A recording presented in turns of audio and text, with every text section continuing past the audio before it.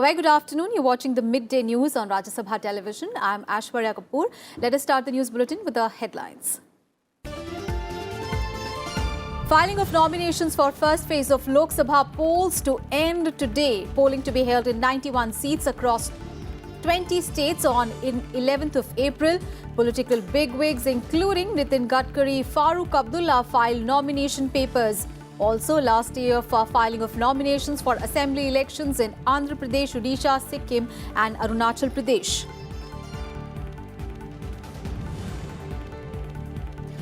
Indian Air Force inducts 4 multi-mission Chinook helicopters. Chinook, an asset to Air Force's airlift capabilities, says Air Chief Marshal B.S. Dhanoa. Helicopter capable of deploying troops and machinery at high altitude. President Ramnath Kovind embarks on state visit to Croatia, Bolivia and Chile. President to hold separate bilateral forums with all the 3 nations. Trade, investment and renewable energy to be the focus during bilateral talks.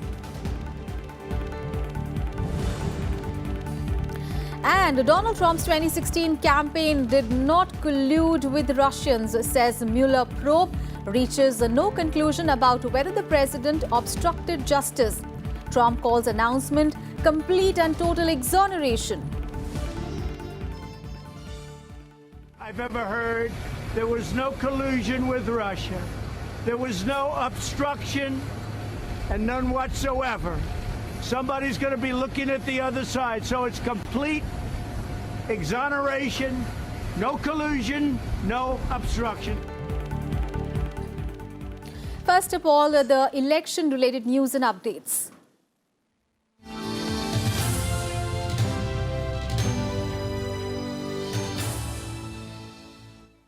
Filing of nominations for the first phase of Lok Sabha elections will end today. 91 seats from 20 states and union territories will go to polls in this phase on the 11th of April. The scrutiny of nominations will take place the next day, that is tomorrow, while 28th of March is the last date for the withdrawal of nominations.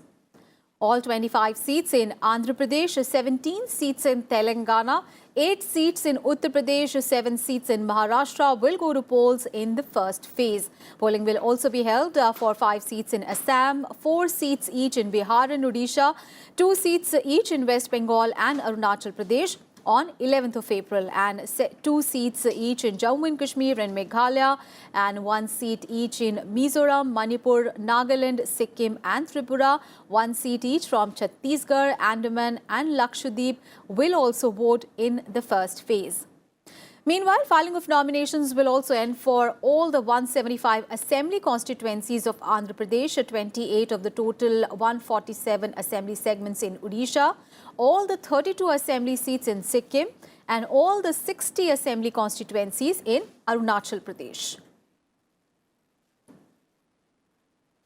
Union Minister of Road Transport and Highways Nitin Gadkari today filed a nomination from Nagpur Lok Sabha constituency. Nitin Gadkari has been pitted against Nana Patole of the Congress party. National Conference President Farooq Abdullah also filed his nomination papers today for the upcoming Lok Sabha elections at the DC office in Srinagar.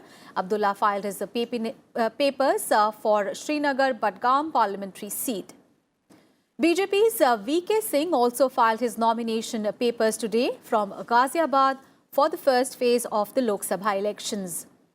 LJP leader Chirag Paswan also filed his nomination papers from Bihar's Jamui seat. And earlier on Sunday, BJP kicked off its election campaign for the Lok Sabha election with the Vijay Sankalp Sabha in Uttar Pradesh. Addressing a Vijay Sankalp rally in Agra, BJP President Amit Shah said that the alliance led by opposition parties cannot secure the country and that only Modi-led BJP government can do so. He also accused Congress President Rahul Gandhi of insulting the valor of our armed forces by questioning the airstrikes on a terror camp in Pakistan's Balakot. Targeting the opposition leaders, he said that they are dreaming to remove Modi, but they do not have the guts to fight the Lok Sabha polls. Amit Shah also spoke at length about welfare initiatives of the Modi government and said that the general election is also about the development of 50 crore poor people. While Amit Shah addressed a rally in Agra, other top party leaders including Union Minister Rajnath Singh, Sushma Swaraj, Nirmala Sitharaman addressed public meetings in different places. Uttar Pradesh Chief Minister Yogi Adityanath also addressed the Vijay Sankalp rally in Saharanpur. The BJP said that it will hold over 250 such rallies on Tuesday. उनको पूछते चुनाव कहां से लड़ोगे, कहते चुनाव नहीं लड़ेंगे। राज ठाकरे चाहते हैं मोदी जी को हटाया जाए, कहते पूछते चुनाव कहां से लड़ोगे, तो ये चुनाव नहीं लड़ते हैं। चंद्रा बाबू जी को पूछते चुनाव कहां से लड़ोगे लोकसभा का, कहते नहीं लड़ेंगे। ममता बनर्जी को पूछते चुनाव लोकसभा से कहां से लड़ोगे, कहते हैं नहीं लड़ेंगे। स्टालिन जी को पूछते चुनाव कहां से लड़ोगे, कहते हैं नहीं लड़ते हैं। चुनाव लड़ना नहीं है और मोदी जी को हटाने के स्वप्न एक गठबंधन वाले का देख रहे हैं। मित्रों, मुझे बताइए, एक और मोदी जी और तीसरी ओर इस सत्ता और स्वार्थ के लिए इकट्ठा हुआ एक गठबंधन है और एक गठबंधन इस देश का भला नहीं कर सकता।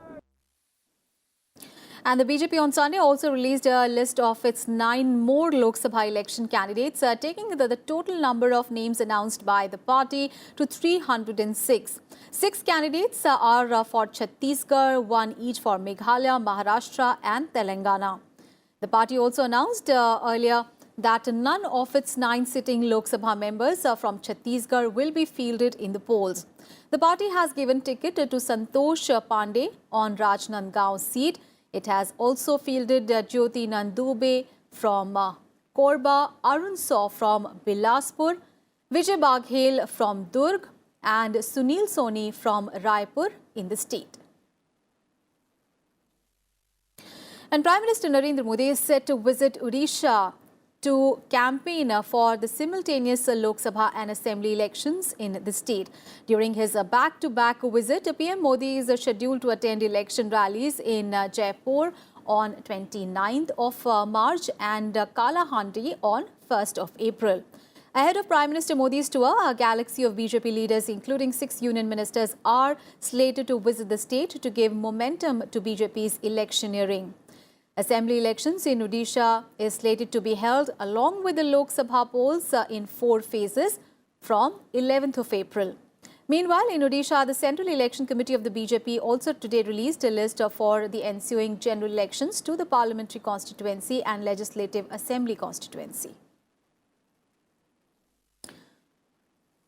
News from Jharkhand, where the Mahagathbandhan on Sunday announced the seat-sharing agreement among the Congress, the JMM, the JVM and the RJD for 14 Lok Sabha seats. The Congress party will contest on 7 seats, while the Jharkhand Mukti Morcha or the JMM will contest states 4 and the JVM or the Jharkhand Vikas Morcha as well. The Mahagathbandhan has left the Palamu seat to the RJD. However, the RJD Jharkhand Unit General Secretary Sanjay Singh Yadav said that the party did not accept the seat-sharing formula which was decided in his absence. He added that the Congress, the JMM and the JVM announced the agreement unilaterally without RJD's consent. The 4-phase Lok Sabha polling in the state will begin on 29th of April. Congress 7 सीटों पर चुनाव लड़ेगी, झारखंड मुक्ति मोर्चा 4 सीटों पर चुनाव लड़ेगी, झारखंड विकास मोर्चा 2 सीटों पर चुनाव लड़ेंगी और राजद के लिए थोड़ी सी अभी जो आप लोग भी सवाल करेंगे, जो मुझे पता है कि राजद के लोग अभी तैयार नहीं हुए हैं, उस पर चर्चा चल रही है। कांग्रेस के लोग इसका प्रयास कर रहे हैं और उनके लिए पलामू सीट को कांग्रेस ने सहमति बनाई है कि उनके लिए पलामू सीट छोड़ा जाए और वो उनके खाते में दिया जाए और सीटों के कौन कौन सीटें हैं वो भी आपको बता दिया गया। रांची, खूंटी, लोहरदगा, पश्चिमी सिंहभूम, हजारीबाग, धनबाद, चतरा में कांग्रेस के प्रत्याशी होंगे। दुमका, राजमहल, गिरिडीह, जमशेदपुर में झारखंड मुक्ति मोर्चा के प्रत्याशी होंगे और कोडरमा और गोड्डा में झारखंड विकास मोर्चा के प्रत्याशी होंगे और पलामू में सभी सहयोगी दल मिलकर राजद को सहयोग करेंगे। And the Congress party also released its list of 10 more candidates, 4 from Maharashtra, 3 from Bihar and 1 each from Jammu and Kashmir, Karnataka and Tamil Nadu. B.K. Hariprasad will contest from Bangalore South, while Karti Chidambaram from Sivaganga and Tariq Anwar from Katihar. News from Odisha now, where the ruling BJD on Sunday also announced the names of candidates for 9 assembly constituencies for the upcoming elections. The names were declared by Chief Minister and BJD President Naveen Patnaik 6 days after the party released the first list of candidates on 18th of March. Now, in the fresh list, BJD has named Preetam Apadi as its candidate from the Potangi Assembly seat, Pradeep Kumar Deshari from Lanjigarh, Prakash Chandra Majhi from Jharigram and Mukund Sodi from Malkangiri segments. Remember, assembly elections in Odisha is scheduled to be held along with the Lok Sabha polls in 4 phases in the month of April. Meanwhile, Odisha Chief Minister and BJD President Naveen Patnaik on Sunday asserted that his party would back all the 21 Lok Sabha seats in the state. Addressing a rally in Nayagarh, he said that no national party would be able to get a majority in the coming elections.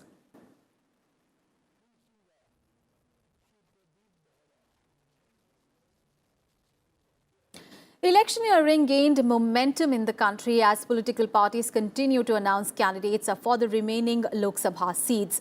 In Uttar Pradesh, Samajwadi Party chief Akhilesh Yadav has decided to contest from Azamgarh constituency. Party leader Mohammad Azam Khan is the party's nominee for the Rampur parliamentary constituency. The party made the announcement on Sunday. Mulayam Singh Yadav will contest from Manpuri seat.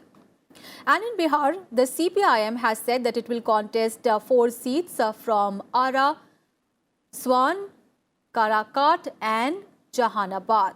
The CPI has said that it would field a former JNU Student Union President Kanhaiya Kumar from Begusarai seat. Former Prime Minister and senior JDS leader H.D. Devegowda will contest from Tumkur parliamentary seat in Karnataka. And TDP President and Andhra Pradesh Chief Minister N. Chandrababu Naidu on Sunday addressed election rallies in Kadapa district. He said that Modi-led NDA government betrayed Andhra Pradesh by not keeping his word over special category status to the state. And the Aam Aadmi Party has announced that it will contest the upcoming Lok Sabha polls in Uttar Pradesh, Odisha, Andaman and Nicobar and Bihar as well. The party is likely to contest the April-May parliamentary polls from 25 seats in Uttar Pradesh. Finance Minister Arun Shourie has called the Congress party the original creator of the concept of dynastics owning political parties. Arun Shourie said this in a Facebook post titled, "Is the Congress party now paying the cost for its dynastic character?" He blamed the party's current situation on its dynastic character. He said in the blog that there was little place for the people of high caliber in dynastic parties, and an insecure leader is scared of the shadow of more talented people. Arun Shourie added that the dynastic culture demolishes the organizational structure and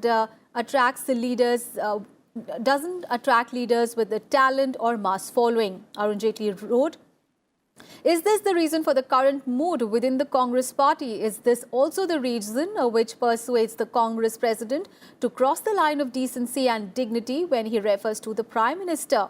He added that the dynastic parties succeed on the strength of some generations of the dynasty and they sink with the others. He further said that the Congress has been out of power for 5 years and is staring at another possible defeat. Prime Minister Narendra Modi on Sunday appealed to the prominent personalities from different fields to inspire people to vote in the Lok Sabha elections. As part of his Vote Kar campaign on Twitter, the Prime Minister urged personalities from the fields of sports, entertainment and media to create increased voter awareness. Appealing to the media personalities, he asked them to devote time and energy towards boosting voter turnout in the upcoming elections. The Supreme Court today ordered the Election Commission to file an affidavit setting out reasons on why is it not in favour of a physical verification of a VVPAT paper trial for more than one polling station per assembly segment.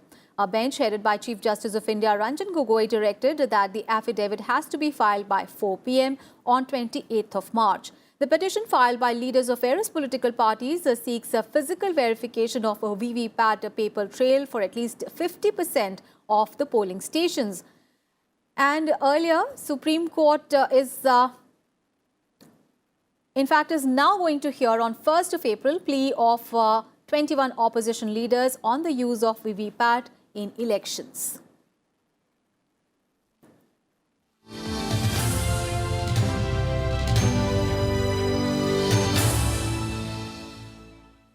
And those were all the news related to elections. Time for a very short break. We'll be right back with more news.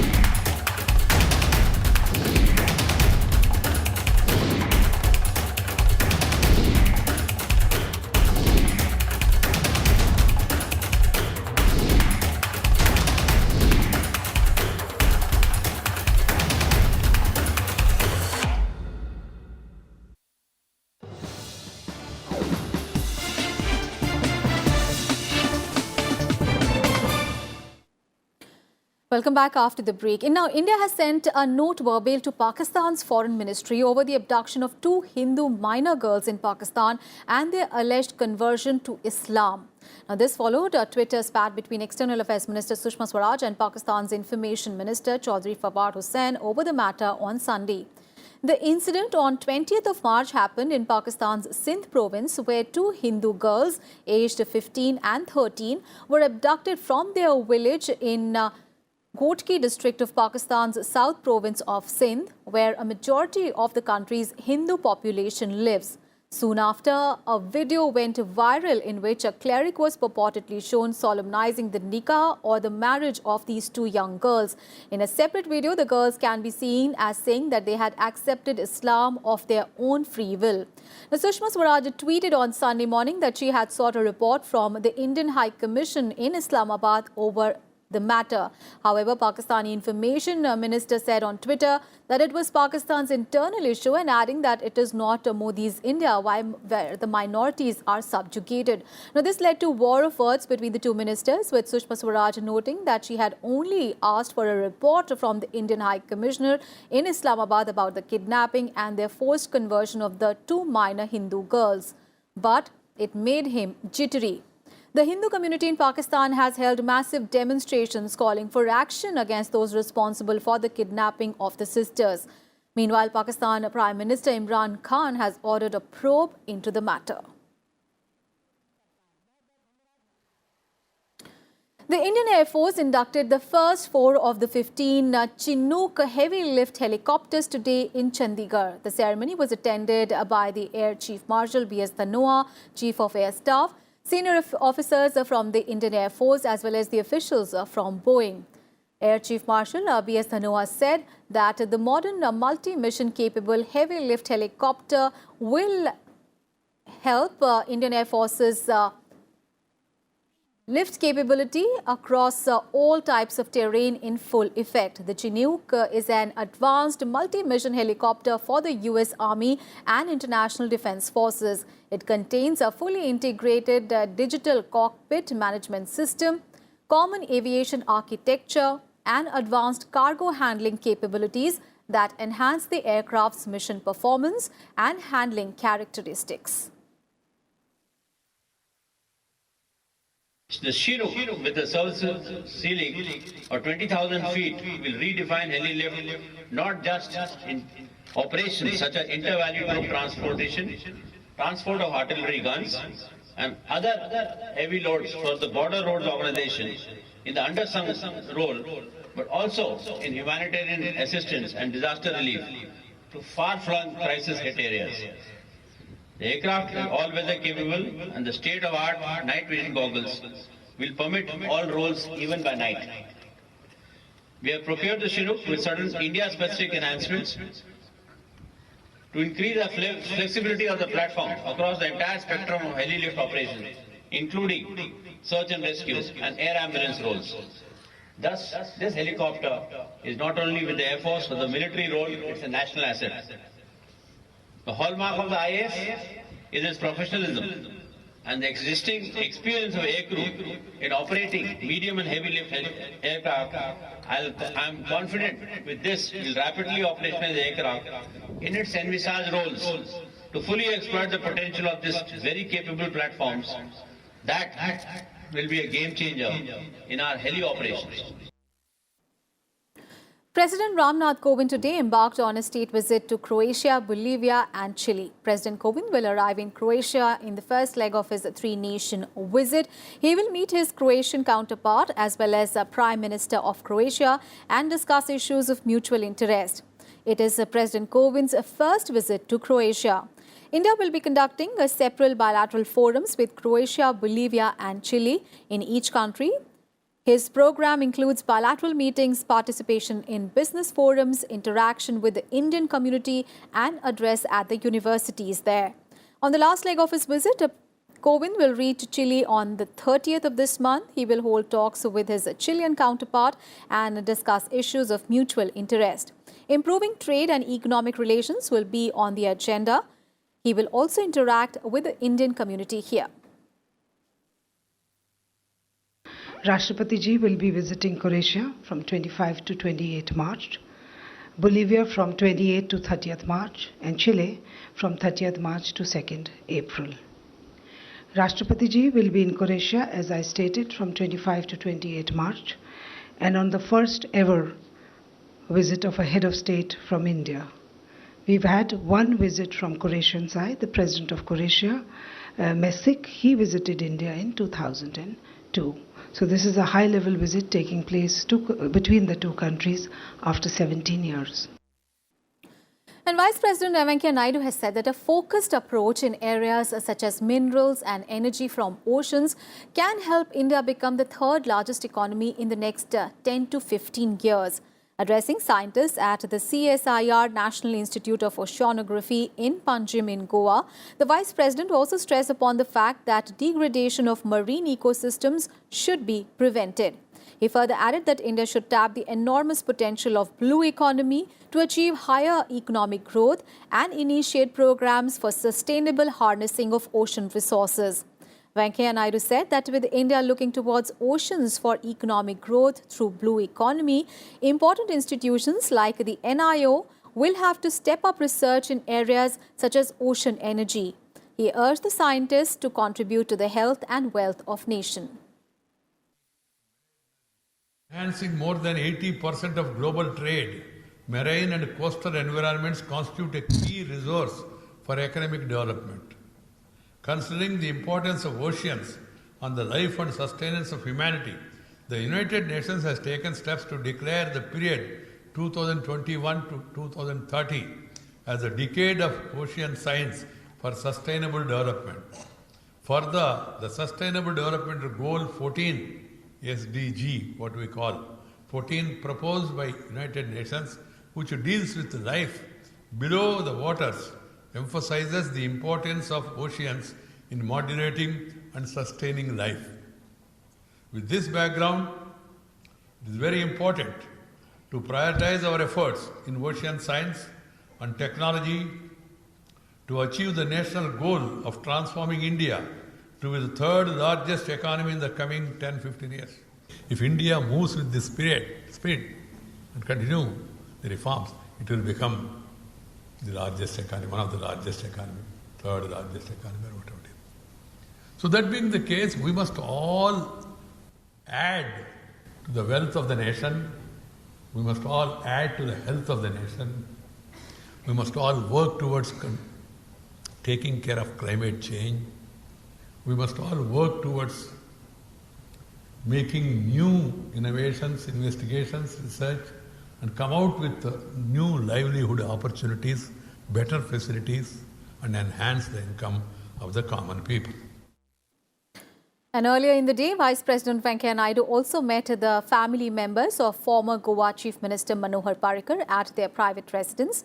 Parrikar, remember, died on 17th of March after battling illness for about a year. I came here to meet the family members of late Sri Manohar Parrikar ji. I had a long association with him for more than, say, 30 years.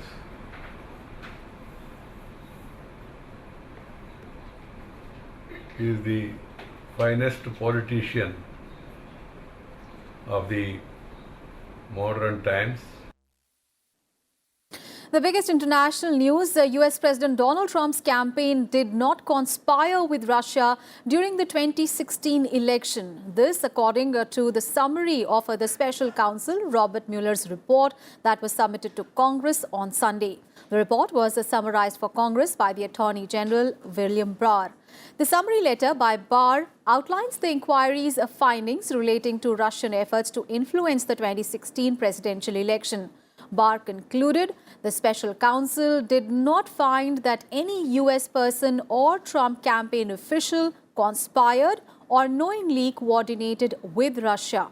However, the report summary did not draw a conclusion as to whether Donald Trump illegally obstructed justice, not exonerating the president. And after the report came out, US President Donald Trump tweeted in response, "No collusion, no obstruction." The report is the culmination of 2 years of investigation by Robert Mueller, which saw some of the president's closest former aides prosecuted and in some cases imprisoned.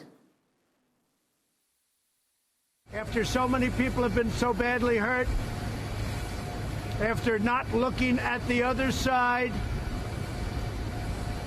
where a lot of bad things happened, a lot of horrible things happened, a lot of very bad things happened for our country. It was just announced there was no collusion with Russia, the most ridiculous thing I've ever heard. There was no collusion with Russia. There was no obstruction, and none whatsoever. And it was a complete and total exoneration. And that's the end of this edition of Midday News. Thanks for watching.